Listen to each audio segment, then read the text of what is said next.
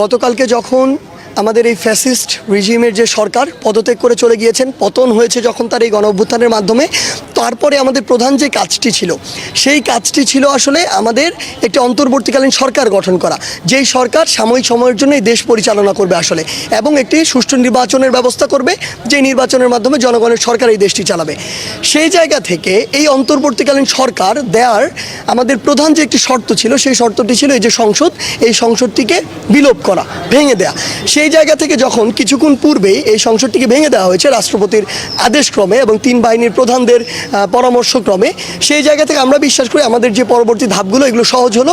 আপনারা দেখবেন অল্প কিছুক্ষণের মধ্যেই আসলে আমাদের যে অন্তর্বর্তীকালীন সরকারের যে পূর্ণাঙ্গ প্যানেল সেটি প্রকাশ পাবে। আপনারা ইতিমধ্যেই জানেন যে আমাদের এই প্যানেলের প্রধান উপদেষ্টা হিসেবে থাকবেন প্রফেসর ডক্টর মোহাম্মদ ইউনূস, যিনি শুধু এই বাংলাদেশে নন, পুরো বিশ্বে এমন একটি ফেস যার গ্রহণযোগ্যতা প্রশ্নাতীত। সেই জায়গা থেকে আমরা বিশ্বাস করি আমাদের পুরো প্যানেলটি আসলে এমন হবে যে এই প্যানেলটি হবে নির্দলীয় প্যানেল, এবং এই প্যানেলটির প্রত্যেকটি মানুষের উপরে, দেশের প্রত্যেকটি স্টেক হোল্ডারের আসলে সে আস্থার জায়গাটি থাকবে।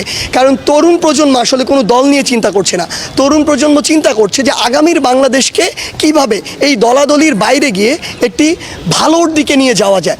সেই জায়গা থেকে আমরা বিশ্বাস করি আমরা যখন এই নির্দলীয় যে আমাদের যে অন্তর্বর্তীকালীন সরকার যে প্যানেল এটি দিয়ে দিলে, সেই সরকার তিন বাহিনীর সাথে সমন্বয় করে বা পুলিশ সহ যারা রয়েছেন সকলের সাথে সমন্বয় করে এই অন্তর্বর্তীকালীন সময়টুকু সুন্দরভাবে এই দেশ পরিচালনা করবেন। এবং বাংলাদেশের বিভিন্ন জায়গায় সংশোধনের আসলে প্রয়োজন রয়েছে, যেমন এই নির্বাচন ব্যবস্থার উপর মানুষের কোনো আস্থা নেই, বিগত 16 বছর বাংলাদেশে কোনো নির্বাচনই হয় না। সেই জায়গা থেকে ওই নির্বাচন কমিশন বা ওই নির্বাচন কমিশনে যারা রয়েছেন তাদের যে সংস্কারের বিষয়টি বা পরিবর্তনের বিষয়টি, সেখানে হাত দিতে হবে। সংবিধানের বেশ কিছু জায়গা রয়েছে, বেশ কিছু ধারা রয়েছে যেখানে পরিবর্তনের জন্য কাজ করতে হবে।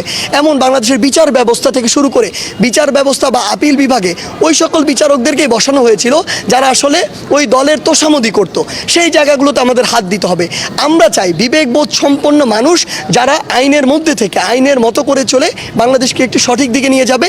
এই একদম যে বিষয়গুলো পরিবর্তন জরুরি সেগুলো পরিবর্তন করার মাধ্যমে একটি সুষ্ঠু নির্বাচন হবে বাংলাদেশে 16-17 বছর পরে, এবং এর মাধ্যমে জনগণের সরকার নির্বাচিত হবে আসলে, যেখানে আমরা বিশ্বাস করি তরুণ প্রজন্মের অনেক বড় একটি পার্টিসিপেশন থাকবে।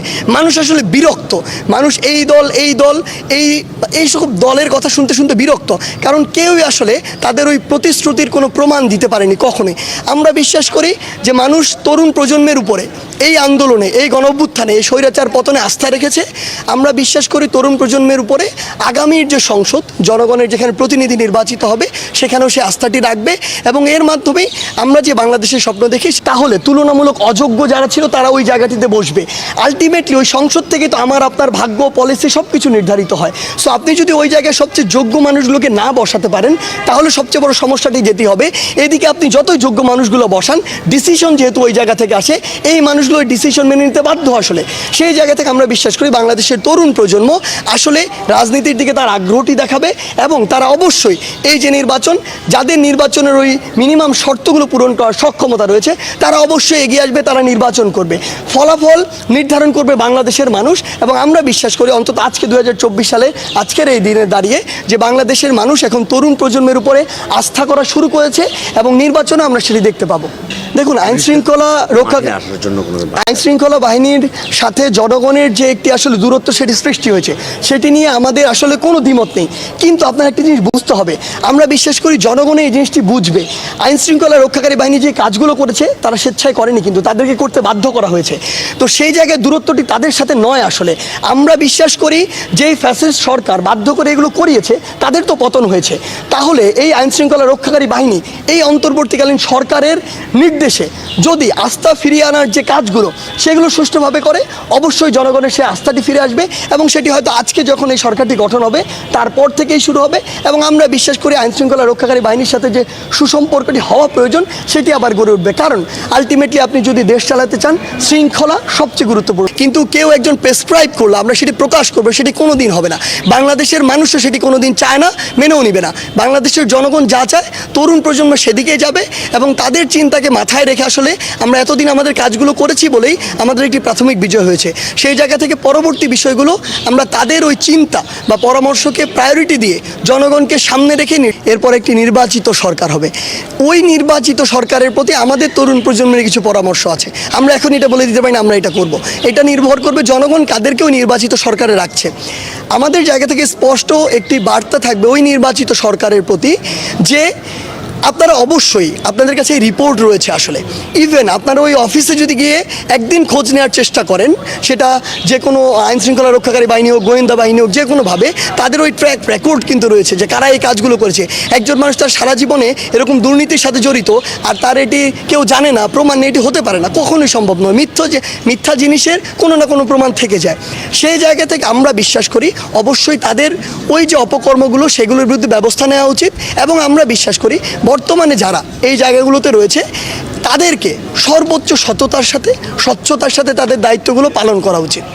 দেখুন, বৈষম্য বিরোধী ছাত্র আন্দোলন এবং বাংলাদেশের বিভিন্ন যে স্টেক হোল্ডার রয়েছে সকলের মতামতের ভিত্তিতে ওই ফেজগুলোকেই আমরা নিয়ে আসছি বা পরামর্শ দিচ্ছি বা আনার চেষ্টা করব যাদের এই ইন্টেনশনগুলোর কোনো অ্যাকচুয়ালি ট্র্যাক রেকর্ড নেই অতীত থেকে শুরু করে আমরা যদি চিন্তা করি, এবং এরকম অপকর্মের বা এমন কিছু একটা যা করা উচিত নয় এই রেকর্ডগুলো যাদের নেই এরকম মানুষকে আমরা এখানে সাজেস্ট করছি।